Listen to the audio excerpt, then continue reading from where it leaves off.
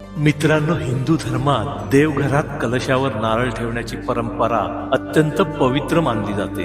धार्मिक मान्यतेनुसार हा कलश कुलदेवतेच्या नावाने ठेवला जातो. कलश आणि नारळ हे दोन्ही मांगल्य, समृद्धी आणि दैवी शक्तीचे प्रतीक मानले जातात. त्यामुळे कोणतेही शुभ कार्य, पूजा, गृहप्रवेश, विवाह, नवरात्र, सत्यनारायण पूजा किंवा धार्मिक विधी सुरू करण्यापूर्वी कलश स्थापना केली जाते. देवघरातील या नारळाची दररोज पूजा केली जाते, पण अनेकदा या नारळाला कोंब येतो किंवा तडा जातो.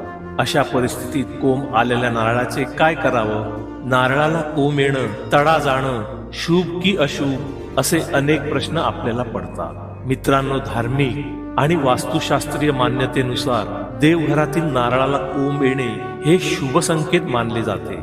नारळाला श्रीफळ म्हटले जाते आणि तो देवी लक्ष्मीच्या सौभाग्याचे प्रतीक मानला जातो.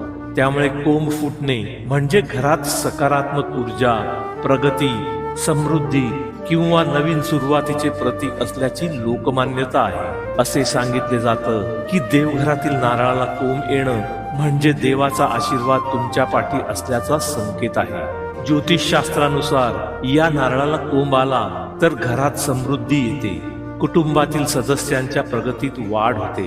एकंदरच नारळाला कोंब येणं हे शुभ असून आर्थिक उन्नतीचे संकेत आहे.